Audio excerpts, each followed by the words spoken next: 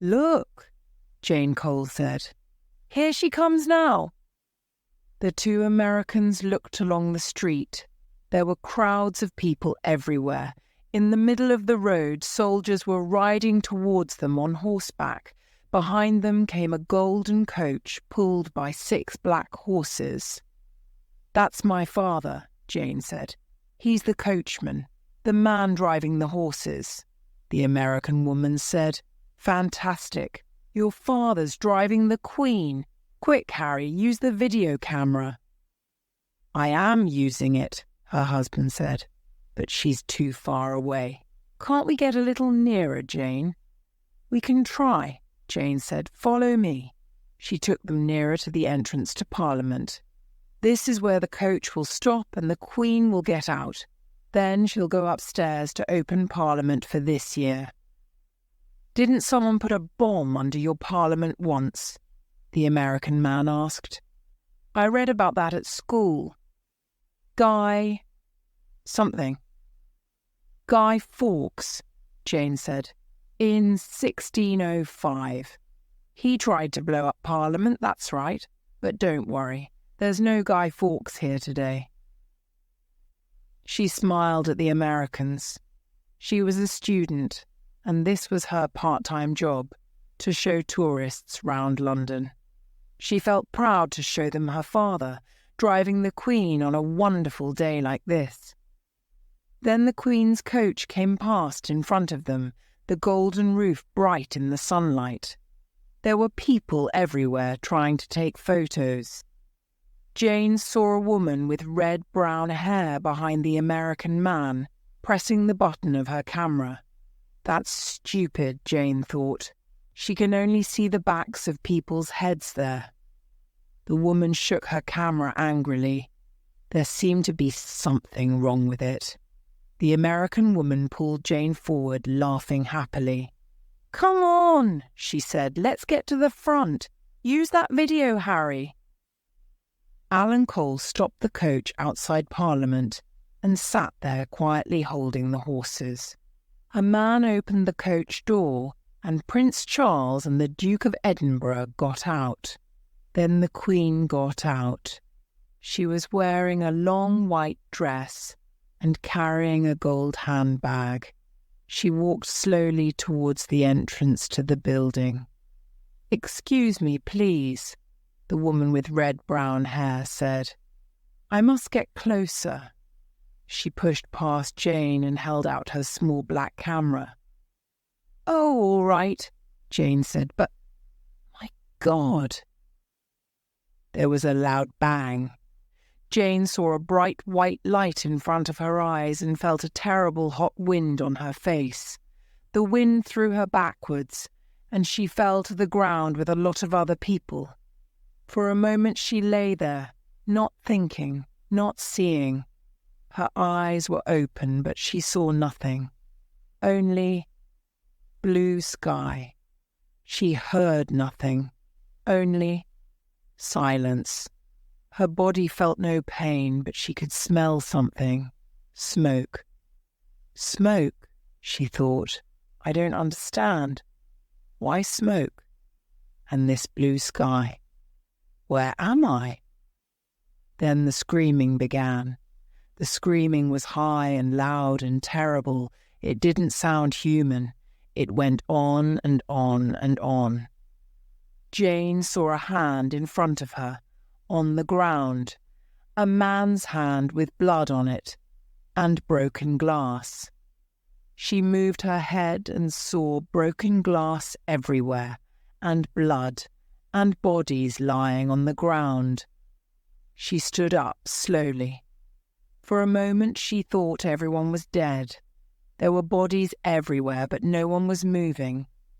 Then a man ran across the road and one of the bodies moved. The body wasn't human. It was a horse. As it moved, it screamed. The horse tried to stand up, but it couldn't, because it only had 3 legs. There was blood all round the horse and a big bit of wood in its stomach. The Queen's coach was broken into 1,000 pieces, and there were bits of wood and clothes and bodies everywhere. The bodies looked like broken dolls. "Dad!" she screamed. "Oh, God, my father!" She ran quickly towards the coach. A policeman with a bloody hand tried to stop her, but she pushed him away. "My father's over there!" she screamed. At first she couldn't find him. There were so many bodies and so much blood. She saw the horse in the middle of a great lake of blood, trying to get up on its front leg. There was blood coming from the horse's nose and stomach, and under the back legs, something that looked like a body. A man. "Father!" Alan Cole was covered with blood, and his face was as white as paper. When he saw Jane, he opened his eyes and screamed, "It's my leg! My leg! Get this horse off me!" His leg was under the back of the horse, which was moving wildly, trying to get up.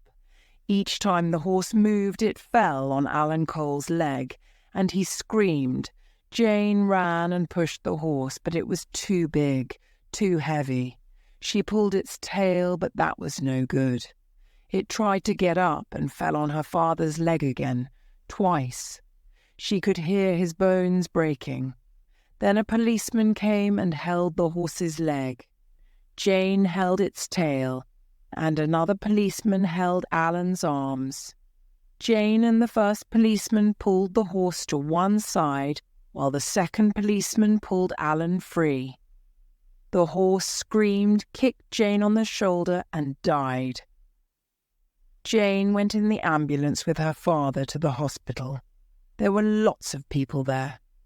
She heard a reporter talking on the telephone to his office. 5, he said. 5 dead, and about 30 are very badly hurt. It was a bomb. It must be terrorists. But the Queen is safe. She was inside Parliament with her husband and Prince Charles and... Never mind the bloody Queen, Jane thought. What about my father? The doctors took Alan away from Jane, and she had to sit and wait. Her shoulder was hurt, but not badly. For nearly 4 hours she walked up and down, drank coffee and thought, why? Why try to kill the Queen? How will that help anyone?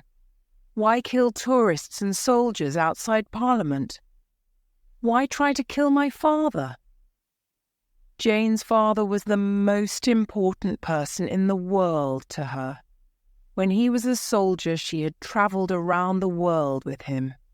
He had taught her to climb mountains, win judo fights, ride horses, sail boats. He was a great father. Now, she thought, he may be dead. At midnight, a young Indian doctor came to see her. He was tired and serious. He looked at her sadly. "It's bad news, isn't it?" Jane said. "Is he dead?" "No, Miss Cole," the doctor said. "We have saved your father's life, but I am afraid." He hesitated. "Yes? What then? Please tell me." "I am afraid he has lost his leg. It was too badly broken. We had to cut it off." "Oh, my God!" Jane sat down suddenly. "You cut his leg off?" She stared at the doctor and thought, Dad will never be able to climb or ride or sail again. "Oh, poor man, it's worse than being dead." She began to cry. "I'm very sorry, miss," the doctor said. "We had to do it, to save his life. He'll get an artificial leg. He'll learn to use it. At least he's alive." "Yes, I suppose so." Jane looked up. "I'm sorry, doctor. I'm sure you did your best. Can I see him now?" "Yes, of course. The nurse will show you." In the hospital bed, Alan Cole lay quietly. His face was as white as the sheets on the bed.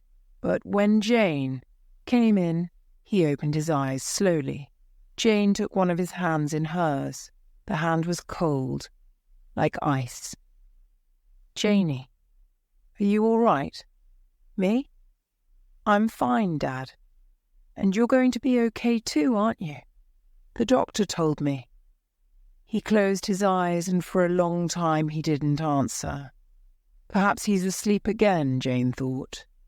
Then, very quietly, Alan Cole said, "Stay with me, Janie." "Of course, Dad. I'm not going anywhere." Jane sat down on a chair beside the bed. "You sleep now?" Her father closed his eyes and the nurse smiled at Jane. "Would you like a cup of tea, miss?" "Yes, please," Jane said. "It's going to be a long night." She held her father's hand and watched him sleeping. He looks happy now, she thought. Like a baby. Next day the doctor told Alan about his leg. Jane sat by the bed and held his hand while he listened. He didn't say anything, but tears came into his eyes. "I'm very sorry, Mr. Cole," the doctor said, "but we had to do it. Your leg was broken in 40 places and you lost a lot of blood. You're lucky to be alive." "Lucky?" Alan Cole said angrily. "With this? Damn it, man, I'll never walk again." "Oh, yes, you will, Mr. Cole. We'll get you an artificial leg. They're very good. They move like an ordinary leg. No one will see it under your trousers." "And will I be able to ride horses with it, or swim, or climb mountains?" "Well, perhaps not." The doctor hesitated. "We'll do our best for you, Mr. Cole, believe me. Now, here's something to help you sleep. You'll feel better later." All day Jane waited in the hospital. She drank tea, read newspapers, had a meal, and held her father's hand as he slept. No one came to visit. Her mother was dead, and her brother lived in Australia. At 4 o'clock her father woke up and looked at her with big, frightened eyes. "Janie," he said. "Yes, Dad."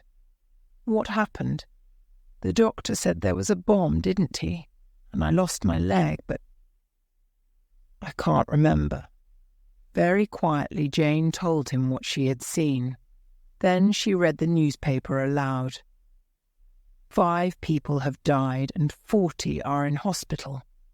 1 man from the Queen's coach lost a leg, and the other 3 are dead. But the Queen, Prince Charles, and the Duke of Edinburgh were not hurt.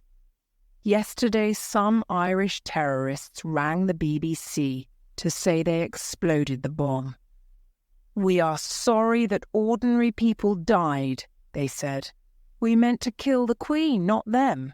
But accidents happen sometimes. The Queen was lucky this time because the bomb exploded too late. But she has to be lucky every time. We only have to be lucky once." "My God," Alan said. "The bastards! Who died?" 1 policeman, a tourist, and 3 coachmen, Jane said. "You were the only coachman who didn't die." "Oh, no." Alan's eyes were filled with tears. George, Bernard, John dead. What harm had they ever done to the Irish? Or to anyone? Why did the Irish have to kill them with their bloody bomb?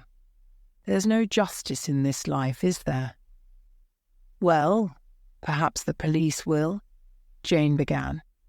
"Yes, I hope they catch those murdering Irish bastards. I really do. I hope they lock them in prison until they die. That's what I hope. By God, I do." "Of course they will, Dad."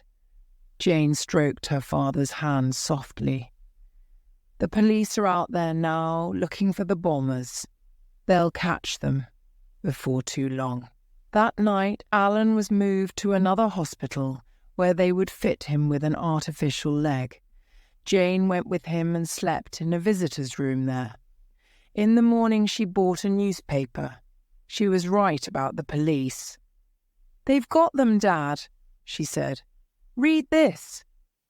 Police yesterday arrested 2 Irishmen who they think put a bomb in the Queen's coach last week. The police said, "Last week the coach went to a factory in South London to have new wheels fitted, and we believe the bomb was placed in the coach there. The 2 Irishmen worked at this factory, and 2 days before the bombing, they went on holiday to Ireland. We think the bomb had a clock in it, which was meant to explode at 11 o'clock outside Parliament. Luckily for the Queen, the bomb exploded after she had left the coach." Alan Cole put the newspaper down slowly. He looked pleased. "Thank God for that," he said. "But why did they want the bomb to explode outside Parliament?" Jane asked. "The Queen was in the coach for 20 minutes. Why not blow the coach up earlier?" "I don't know. Perhaps they wanted good pictures on TV," Alan said. "It was lucky for the Queen, but not lucky for me, or for the poor people who were killed." "No." Jane put her hand on her father's and remembered those minutes outside Parliament, the American man using his video camera, and the woman with red-brown hair shaking her camera angrily. Then she shut her eyes and saw the smoke, and the horse screaming, and the blood and bodies everywhere. What kind of people could do that? "I suppose the terrorists watched it on TV," she said. "They were in Ireland when the bomb exploded." "I expect they did," Alan said. "I expect they were laughing as people died, but I'm pleased the police have caught them. Now perhaps they'll leave me alone." "Who?" "The police?" "Dad, what do you mean?" Alan sighed. "Well, yesterday they came to ask me about the night before the bombing. I went back to the mews at about 10 o'clock that night, to look at a horse with a bad leg. I often do that. They asked if I saw anything strange or looked at the coach." "And what did you tell them?" Alan looked angry. "What do you think, Janie? Of course I saw nothing strange. I was looking at the horse, not the coach, and we were only there half an hour." "We, Dad?" Jane asked. "Was someone with you?" Alan hesitated. "Well, yes. A lady friend of mine, Anna. You haven't met her, Janie, but I've told her about you. She's nice, you'll like her. She sometimes comes to see the horses with me." Jane felt embarrassed. After her mother had died 4 years ago, Jane had lived at home with her father. Once he had brought a woman home to the house, but Jane had had a terrible argument with her, and the woman had left. There had been no other women until Jane left home to go to university. Now? Well, her father was an adult, of course he could have women friends, but Jane hated it. She had loved her mother too much, and she loved her father too. "What kind of a woman is she?" she asked angrily.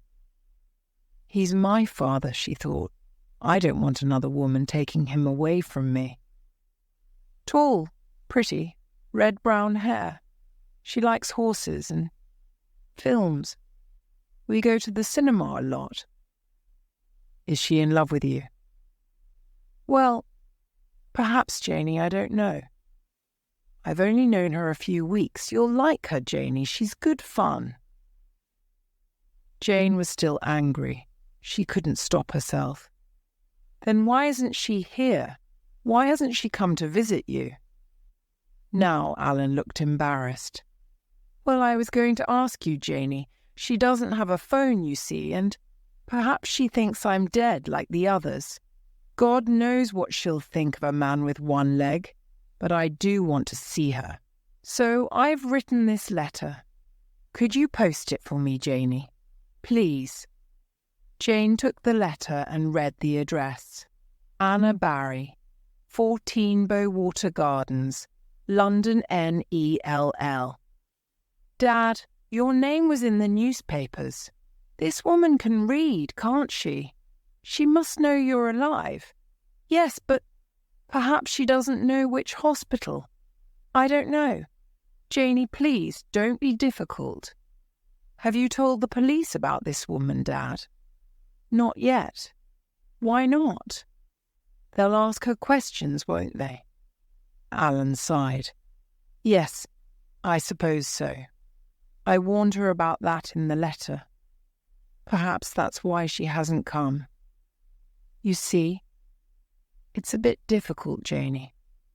Anna has a husband, and so it will be embarrassing for her if he finds out about us. Perhaps the police will want to ask her husband questions too, and then there'll be all kinds of trouble. I see, Jane said. She felt miserable. My own father, she thought, is in love with a married woman. Then she saw the tears in his eyes and his tired white face, and felt angry with herself, not him.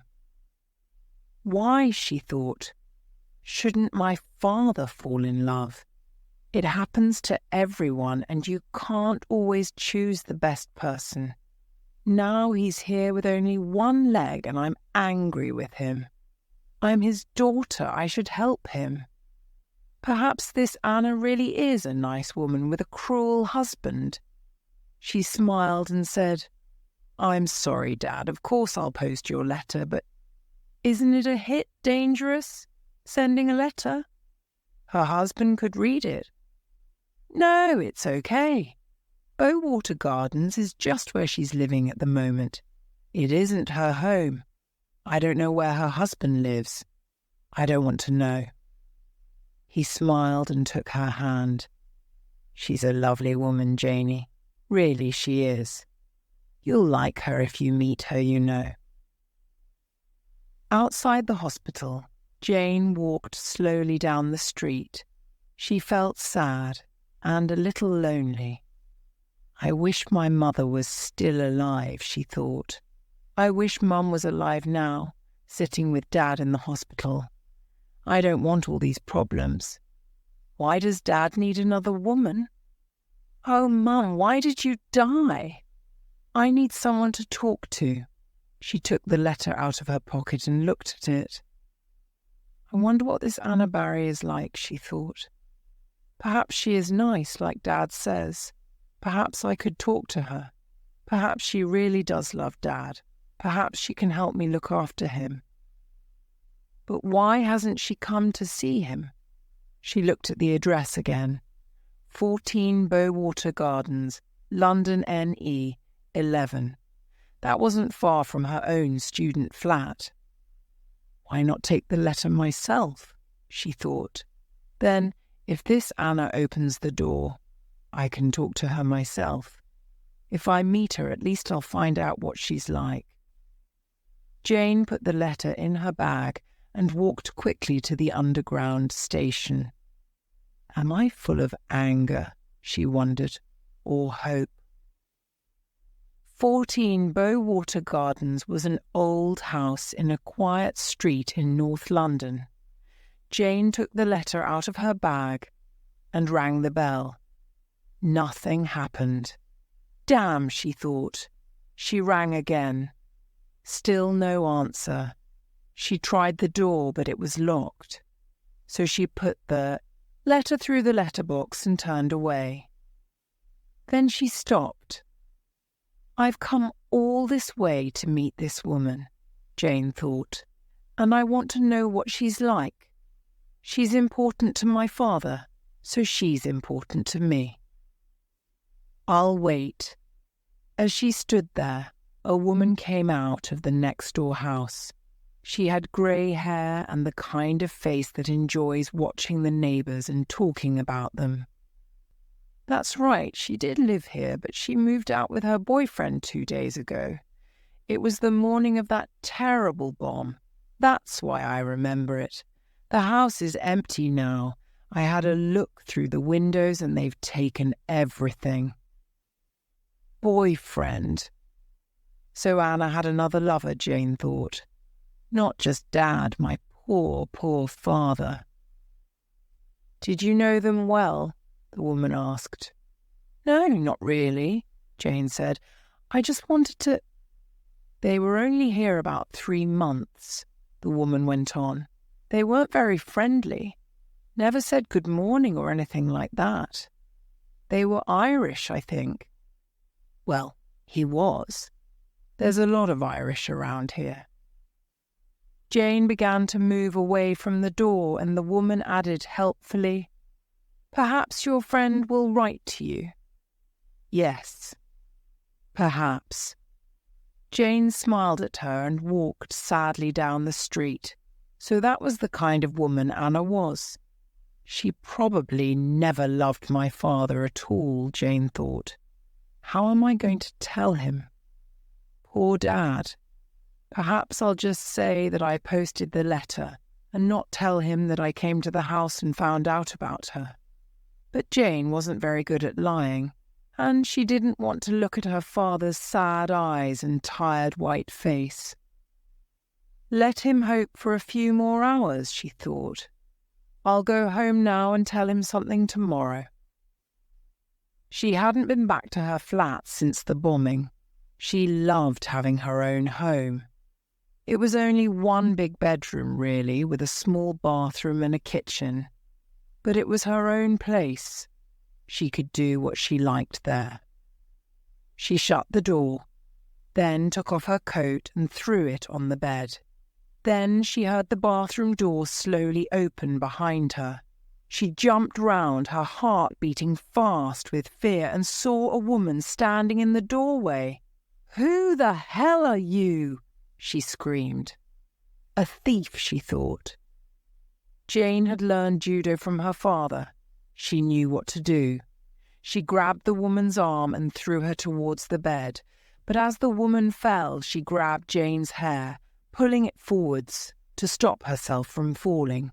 Jane screamed and pushed a hand into the woman's face, harder and harder until her hair was free. Then she hit the woman in the face and the woman fell to the floor. Jane stepped back, looked at her and saw a man coming out of the kitchen. He had cold grey eyes and a thin, hard smile, and worst of all, he had a gun in his hand. He said, "Don't." Jane stood still, shaking. "Don't what?" "Move. Or talk. Don't do anything." The little black hole in the end of the gun watched her, like a cold eye. The woman got up off the floor, pulled Jane onto a chair and tied her hands behind her. Then Jane remembered that there were people in the other flats and opened her mouth to scream. The man hit her in the face. "Don't even think about it," he said.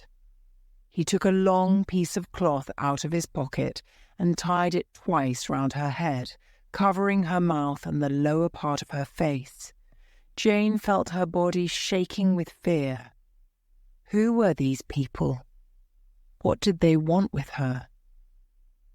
She stared at the man's cold, hard face, the woman's blue eyes and red-brown hair. She thought she had seen the woman before. But where? The woman tied Jane's legs to the chair. The little black eye of the gun was only a few centimetres from her face. The man watched her and smiled.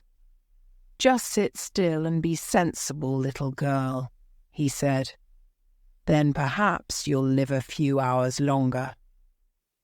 Alan Cole lay in his bed, listening to a bird singing in the hospital garden. It was nearly dark outside now and very quiet. He liked to lie like this, remembering. He remembered the way Anna had kissed him and looked into his eyes. He remembered her red-brown hair, her blue eyes, the soft, dry touch of her lips, her deep, happy laugh. She liked to drink whiskey before they made love, and afterwards she often held his head on her chest and stroked his hair. I loved that, he remembered. I felt like a child again, safe and comfortable. Sometimes I fell asleep. And then what? On the night before the bombing, he and Anna had been out for a meal in a restaurant. Then they had gone to the mews to look at the horses. The guards knew she was his girlfriend, so they didn't think it was unusual. One of the horses, Sandman, had hurt his leg that morning, Alan remembered. In the evening the leg had been hot, so he had put ice on it. Lucky Sandman, Alan thought. He couldn't pull the coach next day, so he was still alive now. Afterwards they went back to his house and made love. Anna had been very excited, Alan remembered. It had been very good. Then he had slept until morning. He woke at 6 o'clock and dressed quietly, but she woke up just before he left. She opened her eyes, smiled at him, and held out her arms to him sleepily. He kissed her, and she said, "Goodbye, lover." That was the last time he had seen her. He was still thinking about Anna when he drove the Queen's coach to Parliament, with the 6 fine horses in front of him. For a moment he thought he saw her in the crowd, watching. Alan didn't want to think about what had happened next. He stared into the darkness outside the hospital window and thought, "Why hasn't she come to see me? Perhaps she never really loved me," he thought. "Perhaps she's gone back to her husband or found a younger man. It's cruel and painful, but I can't change it. I'll never see her again." He remembered her warm body next to his and the way she whispered his name. There must be another reason. She loves me. I know she does. She'll come to see me when she gets my letter. I wish Jane could meet her. Outside, night had fallen, and the birds had stopped singing. Alan Cole lay quietly on his bed, the tears running slowly down his face. Jane sat on the chair in her flat and listened to the man and the woman arguing in her kitchen. She could hear, but she couldn't speak or see, because the man had put a bag over her head. Her arms and legs were still tied to the chair, and her face ached where the man had hit her. She tried to get her hands free. She pulled as hard as she could, but the rope just burned her wrists. All she could do was listen to the voices in the kitchen. "We must phone him now, Kev. We can't wait. We've got to wait. It's too dangerous to do it from here, Anna. Wait until we're ready to go." Anna, Jane thought. Was this her father's Anna? No, lots of women were called Anna. "But we can't go until tonight," Anna said. "There are too many people around during the day, and every minute is important. Perhaps Cole has already talked to the police about me. Oh God, I wish the bomb had killed him with the others." Well, it didn't, and it didn't kill the Queen. Jane's body was shaking. This was her father's Anna. The woman was talking about her father and the bomb. And then Jane remembered where she had seen the woman before. Outside Parliament with a camera, shaking it angrily, taking photos of the back of people's heads, then pushing forwards to get closer, pressing the camera button again, a second before the bomb exploded. The voices in the kitchen stopped.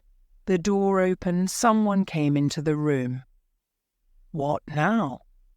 Jane heard the click of a gun. "Phone call for you, Mr. Cole. You're popular today, aren't you?" The nurse smiled, pushed the telephone table next to his bed, and went out. Alan picked up the phone. "Hello?" "Mr. Cole, this is Detective David Hall. You remember I came to see you yesterday? I'm ringing because I've got a few more questions to ask you. Is it all right if I come over to see you now? Well, I suppose so. But I've told you everything I know. Yes, I'm sure. But it's just that we have to get all the facts right. I'll come over now. Is that okay? Yes, fine. Great. See you in a few minutes then. Alan put the phone down slowly. He felt old and tired and very, very lonely. Perhaps I'll ring Jane later when this man's gone, he thought. I hope she remembered to post the letter. Kev pulled the bag off Jane's head and she saw the gun a few centimetres from her eyes. I'm going to untie this cloth round your mouth, Kev said. If you scream, I'll put a bullet through your head. This gun is silenced. No one will hear anything. They untied the cloth and pulled her chair over to the wall where the phone was. The gun was pointing at her head all the time. Do just what we tell you, Anna said, and everything will be all right. Jane was suddenly wild with anger. She said, You're Anna, aren't you? My father loves you. He thinks you're wonderful. But you don't care about him at all, do you? You wish the bomb had killed him. Of course I care about him, Anna said softly. He's very important to me.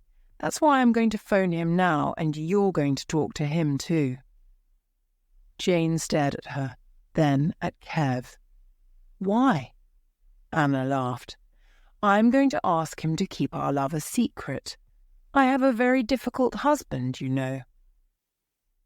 What's the woman talking about? Jane thought. What does all this mean? Then, suddenly, a lot of things came together in her mind, and everything became clear. Anna had been with her father in the mews on the night before the bombing. In the kitchen, Anna had spoken about her father talking to the police.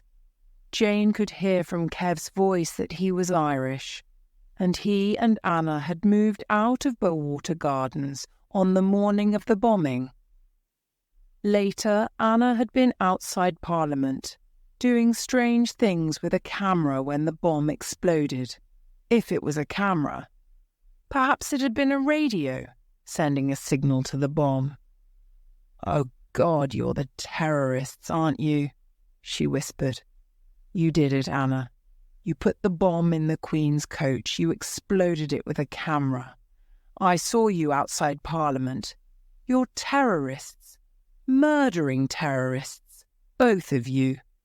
Kev smiled coldly. Well, what a clever little girl. But you're wrong.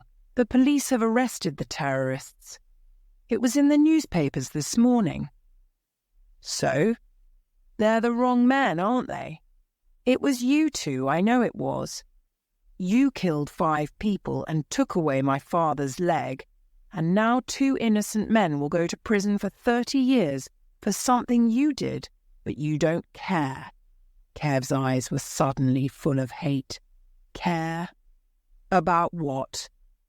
We're fighting to free Ireland. If the British put the wrong people in prison, that's not our problem. We care about staying free. That's good for Ireland. Yes. And I suppose it's good for Ireland to use innocent people like my father, to make love to him just because you wanted to get into the mews to put the bomb in the coach. Did you enjoy that, Anna? Do you feel proud of it? Anna laughed, a strange, quiet, cruel laugh. Yes, of course I enjoyed it, little girl. And your father enjoyed it too. I made him happy. Happy, Jane said. You nearly killed him.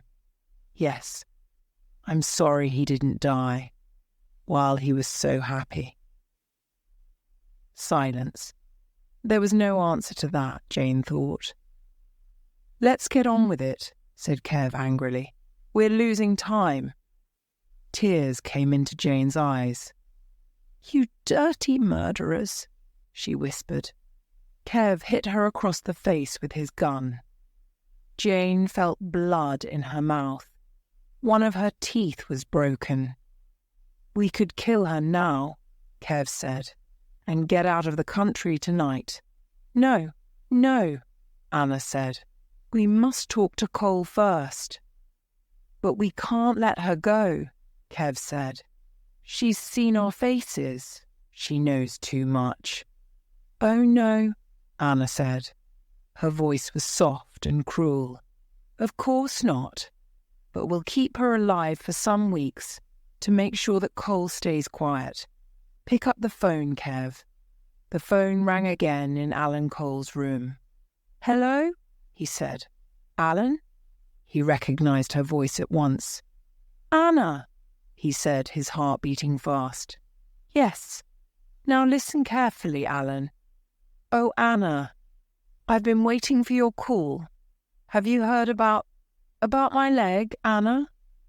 "Never mind your leg. Listen to me. I'll say this once and once only." "What? Anna, what are you—" "We've got your daughter, Alan. Jane, that's her name, isn't it? Speak to your father, Jane, now." Over the phone, Alan heard the high, frightened voice of his daughter.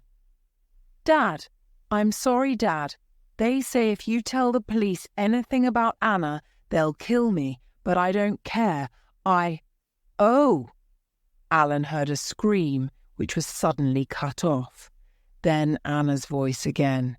"She won't die if you keep quiet, lover boy. But if you say a single word about me to the police, you'll find her body in the River Thames. Do you understand?" Alan tried to speak, but there was something wrong with his voice. "Yes," he said, "but please." "No buts. If you want to see your daughter again, keep your mouth shut." The phone went dead. Alan Cole sat very still. There was a terrible pain in his chest. His mouth was dry and he couldn't move. He sat like a stone. "It's like a dream," he thought. Surely it didn't happen. But that voice on the phone, it was Jane all right. And Anna too. Anna! Saying that she had kidnapped Jane. But why? What was going on? Slowly he tried to understand. He hadn't told the police about Anna because of her husband. But why was that so important? Why has Anna kidnapped Jane? Because Anna has a secret. Something very important that I, Alan, know about, but mustn't tell the police. Anna will kill Jane if I tell anyone about it. But what is this secret? What am I supposed to know? There was a knock on the door. A nurse came in. "Hello, Mr. Cole. A policeman to see you. Are you okay?"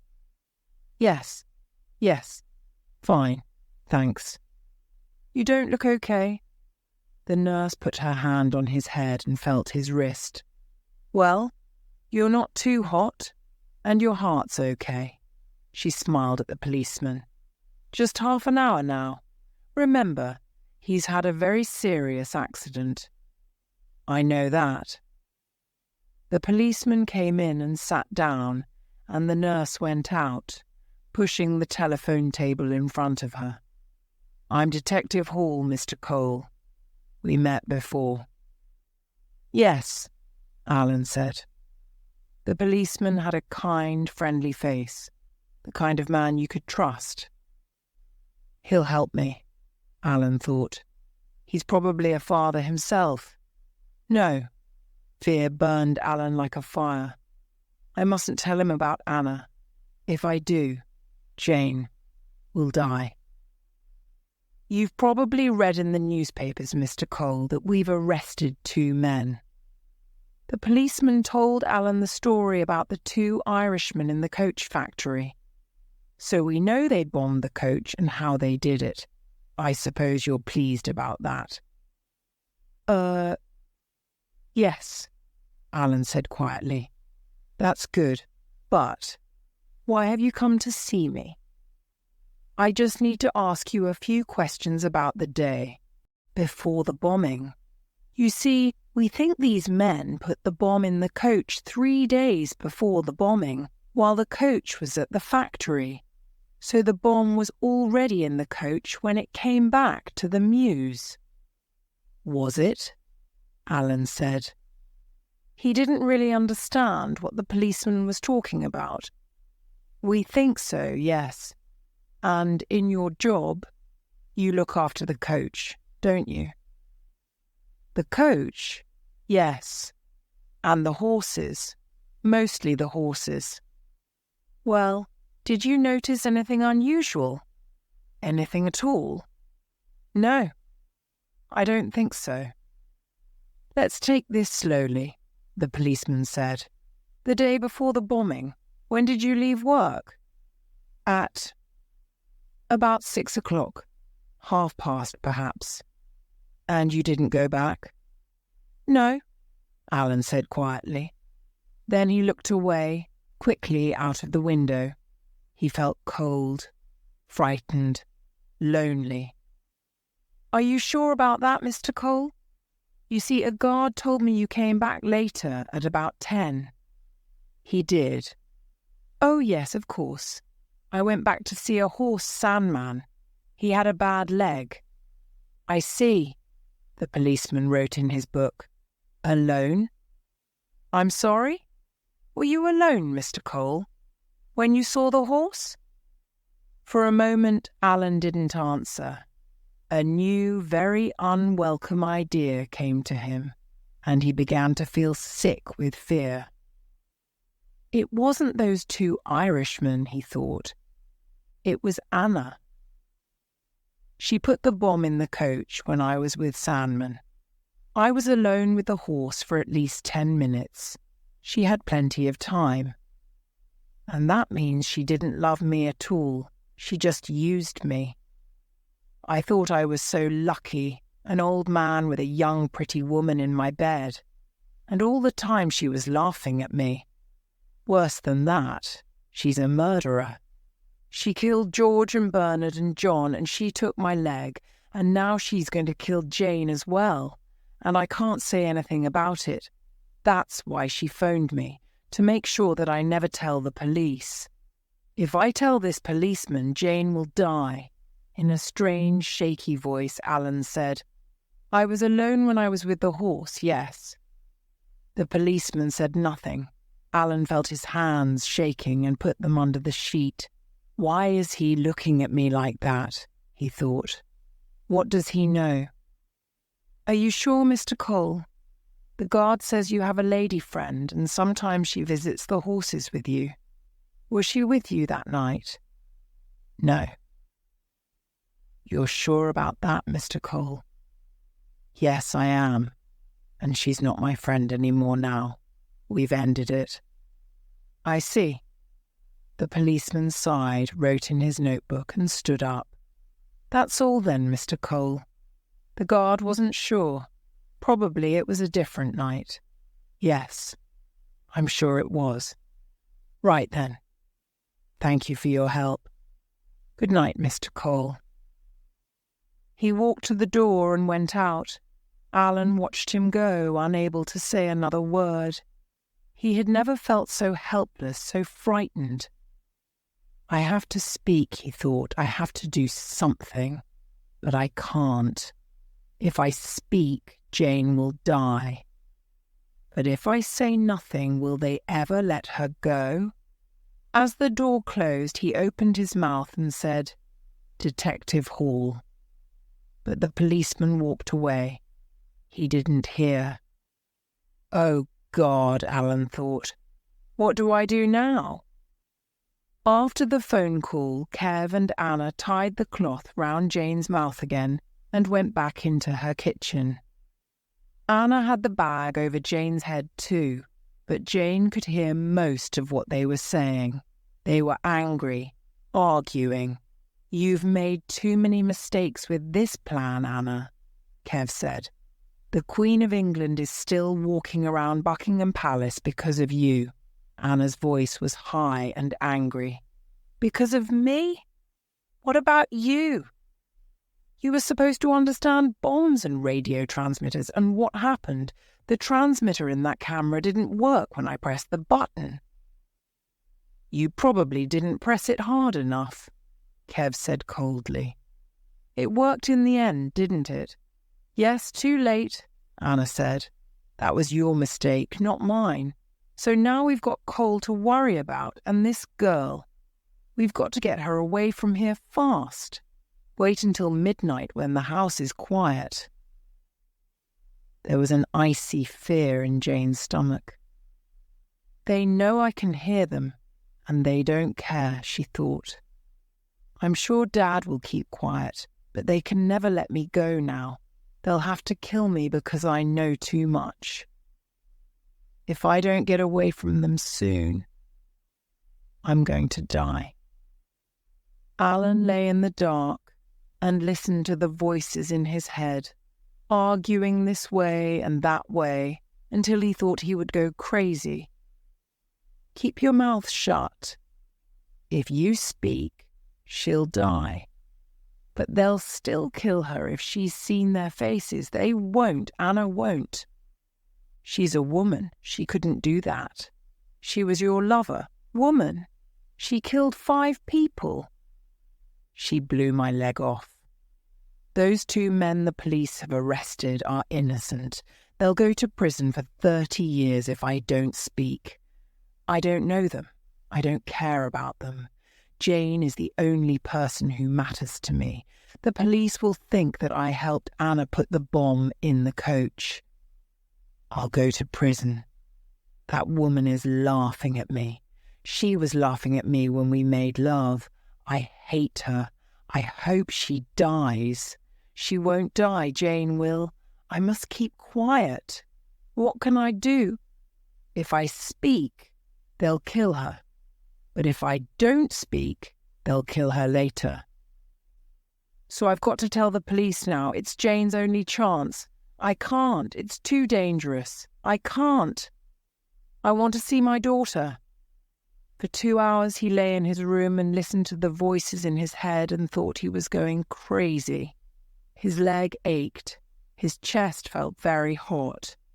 Twice he decided to get up and tell someone, but his body wouldn't move. Then, the 3rd time, he got into his wheelchair and went out into the corridor. It was midnight. "Nurse," he said. "Nurse, I need a telephone now." Oh, God, he thought. Where is Jane now? Jane was in the boot of a car. Her hands and feet were tied. The piece of cloth was round her mouth and the bag was over her head. But she knew she was in a car boot because she could hear the engine. And when she tried to sit up, she hit her head. She didn't know how long she had been there. There wasn't much air, but she couldn't do anything about it. She just lay there and thought, it can't be much longer. We must get there soon and then they'll let me out. And then what? How long before they kill me? When Alan phoned the police, Detective Hall came to the hospital quickly, bringing an Inspector Lee with him. They listened to Alan's story, then talked for a while outside the door. Then they came back in. "Okay, Mr. Cole," Inspector Lee said. "Detectives are now searching the house in Bowater Gardens and your daughter's flat. I've informed the police at ports and airports too. It's possible that the kidnappers will try to take your daughter out of the country, you know." "Oh, my God." Alan held his face in his hands. "She's probably dead. I'll never see her again." "Let's hope that's not true," said the inspector. "Now, let's talk about this woman Anna again. Why do you think she's a terrorist?" Again, Alan explained. The visit to the Mews the evening before the bombing, the 10 minutes when Anna was not with him, her phone call telling him not to talk to the police or Jane would die. It was hard to speak clearly because he was so angry and afraid. He began to cry. "It's no good," he said. "Jane's going to die." Try to keep calm, Mr. Cole, said the inspector. You see, we're not sure that this Anna is a terrorist. We have already arrested the 2 men who put the bomb in the coach. In fact, one of them confessed to it this morning. The other one will confess soon. But they're the wrong people, they must be. If they are the murderers, why did Anna phone me? Why is she saying she'll kill my daughter if I don't keep quiet about her? Are you sure it was Anna's voice on the phone? Of course I am, and it was Jane's voice as well. I know my own daughter's voice, don't I? Alan shouted. The inspector said slowly. Now your daughter. Was she unhappy to hear about Anna, do you think?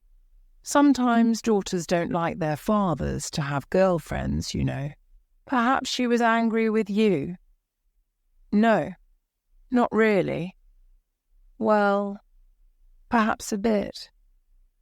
I see some very strange things in my job, Mr. Cole, and a lot of them are because of family arguments. It's just possible, you see, that your daughter hasn't been kidnapped at all. Perhaps she's angry with you and wants to stop you seeing Anna. Perhaps I've seen it happen before. She's asked a friend to ring you and pretend to be Anna. No, Alan shouted. Jane isn't like that. She was frightened. I could hear it in her voice on the phone. Anna has kidnapped her. You must believe me. At that moment, another detective came in and spoke quietly to Inspector Lee, who immediately got up and left the room. When he came back, his face was serious. The house in Bowater Gardens is empty, he told Alan. The 2 people there left on the morning of the bombing. We didn't find anything useful at your daughter's flat, but we did find her handbag with her flat keys in it. It seems strange for her to go out without her keys, doesn't it? Where is she? Alan whispered. Can you find her? If your daughter has been kidnapped, she could be anywhere, the inspector said. Our only hope is that the kidnappers call you again, and then we can find out where the call came from. We're fixing up a phone for you now, and there'll be 2 policewomen here with you all night. If Anna does phone, keep her talking. Tell her that you have said nothing to the police and ask to speak to Jane. Say you must hear her voice. They put the phone on a table next to Alan's bed. He stared at it, saying to himself over and over again, I must hear her voice. I must hear her voice. They put Jane in a small bedroom, untied her feet, and took the bag off her head. But they tied her hands behind her back and then tied them to the end of the bed. You'll stay here until those 2 men are sent to prison, Anna said. Every day we'll send your father a picture of you with today's newspaper to show you're still alive. Then what? Then we'll see. Perhaps, if your father is a good boy, we'll let you go, Anna said, if you keep quiet too. But Jane was watching Kev's face. He won't let me go, she thought. Never. If I don't escape, I'll die here. When they had left the room, she lay in the dark, wondering how she could escape.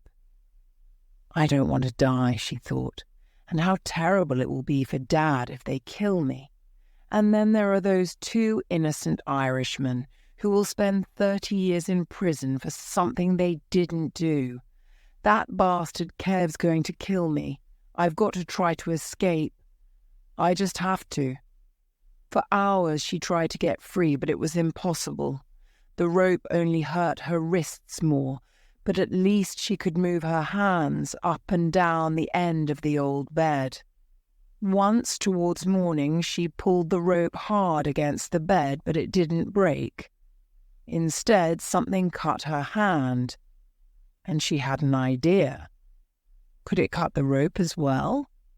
She moved the rope up and down across the end of the bed. It was very difficult because she couldn't see what she was doing.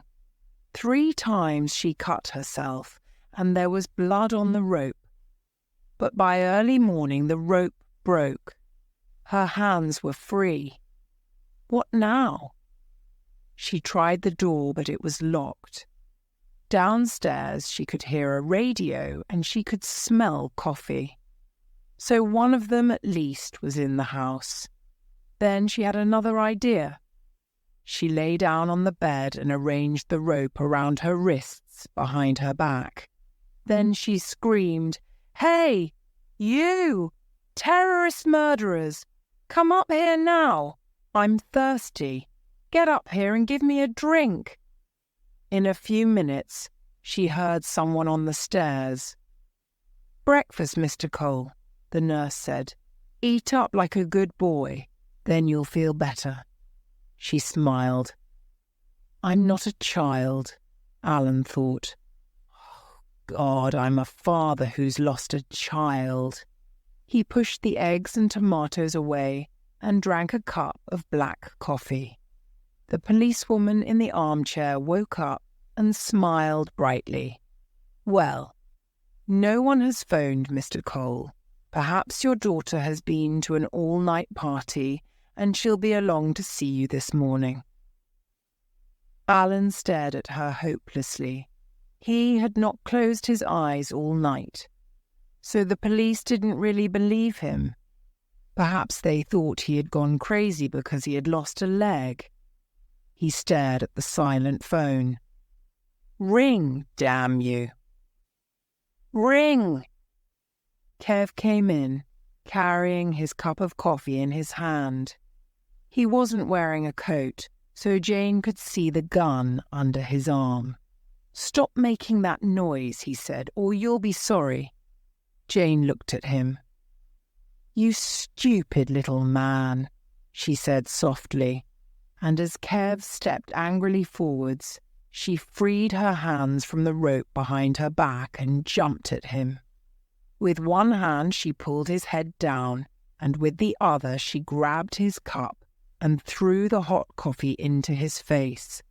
Then she kicked him hard in the stomach. "Ah, damn you!" Kev fell onto the floor, trying to get the hot coffee out of his eyes. Immediately Jane jumped on top of him. Her knees landed hard in his stomach, and her fingers tried to get the gun under his arm. But Kev's hand found the gun first. Jane tried to pull it out of his hand, but he was too strong for her. With his other hand he hit her hard on the side of the head. Jane fell forwards. But as she fell, she put her head down and bit his nose until her mouth was full of blood.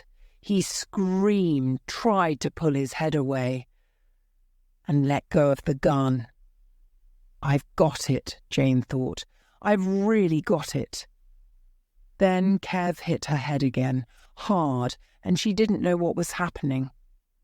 She moved away from him, bringing the gun down towards her chest. Her head hurt terribly and there was blood in her mouth, but all the time her fingers were trying to use the gun. "Why won't it shoot?" she thought. "How do I make it work?" Then as Kev hit her again, there was a bang and another bang and a third and a fourth. She didn't know what the bangs were, but she held on to the gun as hard as she could, and there was a fifth bang and a sixth. And then it stopped. She opened her eyes and saw that Kev wasn't hitting her anymore. His hands had gone all soft, and there was blood coming out of his face and his neck and his chest. There was blood all over the floor, and half of his head was missing. Jane stood up, shaking. "Where is Anna?" she thought. Alan put down his coffee when the call came. He picked up the phone with shaking hands. A voice said, "Alan, Anna, Alan whispered. The policewoman went out of the door and spoke in a low voice on her radio. "Do you remember what I said yesterday, Alan?" "Yes," Alan said. "Please don't hurt Jane, please. I haven't said a word to anyone. I promise you, Anna." "Good. Not today, not tomorrow, not ever, Alan. Do you understand? Not if you want her to stay alive." "Yes, I understand, Anna. But I must speak to Jane. I must hear her voice, Anna. How do I know you haven't killed her already?" Alan's voice was shaking. Anna laughed gently, cruelly. "We'll send you something, Alan, in a day or two, if you're good." "Anna, please." But the phone went dead. Alan put the phone down slowly, and suddenly the room was full of voices. "We've got it. A phone box in South Kensington Station, by the ticket office. Calling all cars in Kensington. Calling all cars in Kensington. A woman has just made a phone call from..." The policewoman put her hand on Alan's arm. "They'll be there in 2 minutes," she said gently. "They'll..." "Take me there," Alan said. "Please." The policewoman looked at Alan, then at the wheelchair, then back at Alan's white face. "All right. We've got a big van outside. We can get the wheelchair in that." As Jane came down the stairs, she realised 2 things. She was covered in blood, and Anna wasn't there. The house was very quiet, and all the rooms were empty. "But I can't go out all covered in blood," she thought. "People will think I've killed someone. I have. But I had to. He was going to kill me. And he's a terrorist. He killed 5 people. He and Anna. I must get out before Anna comes back." She found a man's coat, put it on, and went out into the street. I should call a policeman, she thought, but she could only see ordinary men, women, and children. She saw an underground station and walked towards it. She went into the station, found some money in the coat pocket, and bought a ticket. I must find my father, she thought, and tell him that everything's all right. Then she looked behind her and saw a woman coming out of a telephone box. "Oh my God," she thought, "it's Anna." Jane walked quickly away from the ticket office, down the escalator towards the platform and the trains. Halfway down the escalator, she looked back up behind her. Anna had seen her. Anna was following her down the escalator. Quickly, Jane ran down to the bottom and onto one of the platforms. There was a train there with its doors still open. She ran towards them, but as she ran, the doors closed and the train moved away into the tunnel. Anna was now coming onto the platform behind her. Anna's hand was inside her coat, and Jane was sure she had a gun. Why didn't I bring Kev's gun? Jane thought. But it was empty, and I hate guns, and it's no use thinking about that now. What do I do now? As the police van screamed through the London traffic, the policewoman listened in to her radio and passed the information to Alan. "Inspector Lee is on his way," she said. "There are 6 cars at the station already, and they're watching all the entrances. 2 detectives have seen a woman with red-brown hair going down the escalator."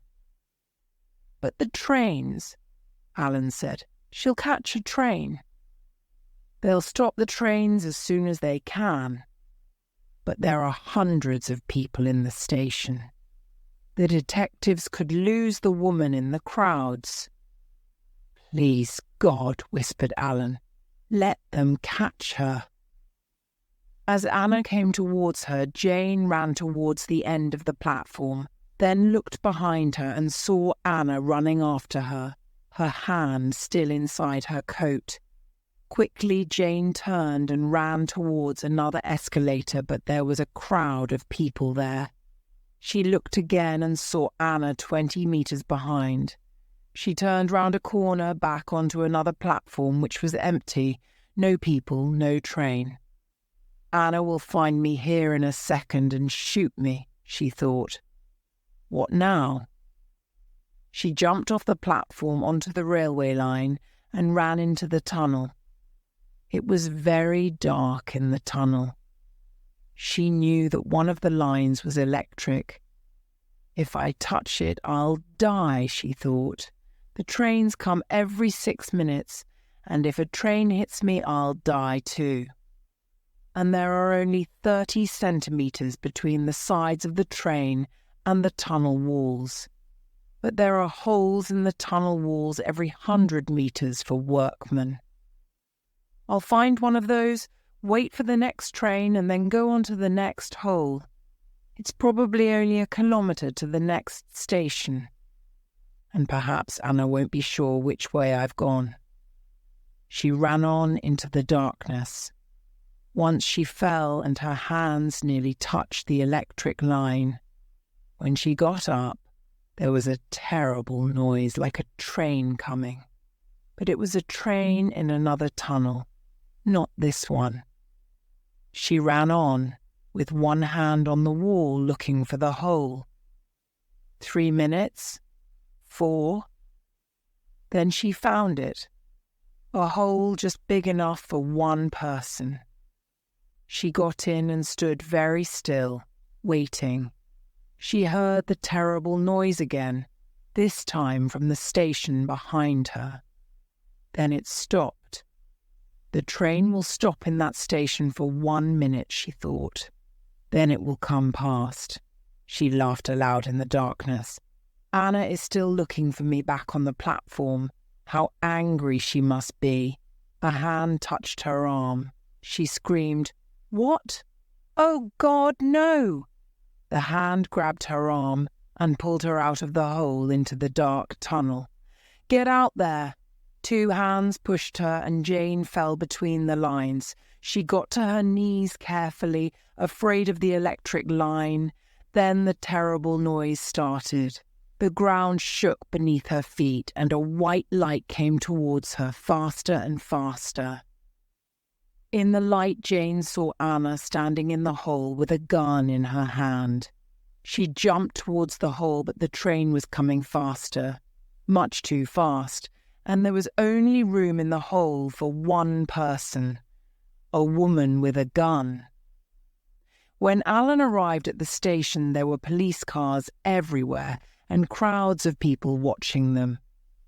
The policewoman helped him out of the van, and he pushed his wheelchair through the crowd, shouting angrily, "What's happening? Where is she?" At the top of the escalator, a policeman said, "I'm sorry, sir. You can't go down. There's been a terrible accident." Then some ambulance men arrived. "Where is it?" they asked. "Down in the tunnel. 2 women. A train's hit them," the policeman said. The ambulance men hurried down. "What's happening?" Alan shouted. "Which women?"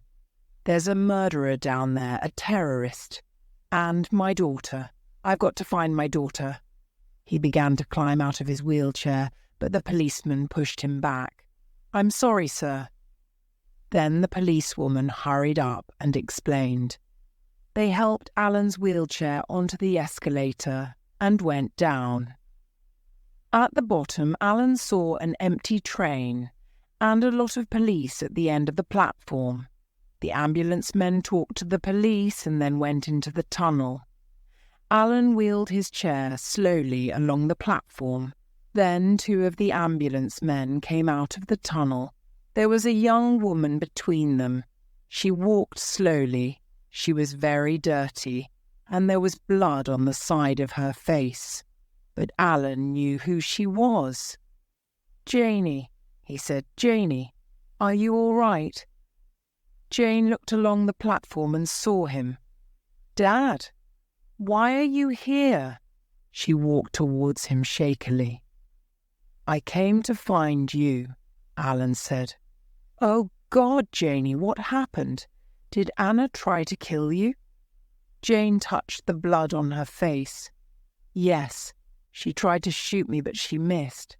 Then I threw her in front of a train. I killed the other one too.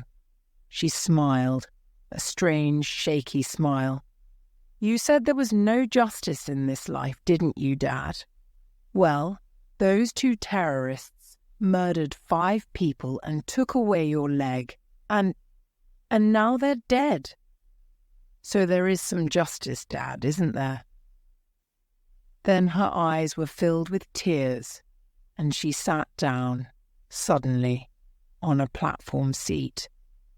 That woman hated you, Dad, she whispered shakily. Really hated you. Alan wheeled his chair close to her and held her hands in his. I'm so sorry, he said. Anna hated everyone, not just me. But she doesn't matter now, Janey. You're alive. That's all that matters to me. That's all that matters in the world.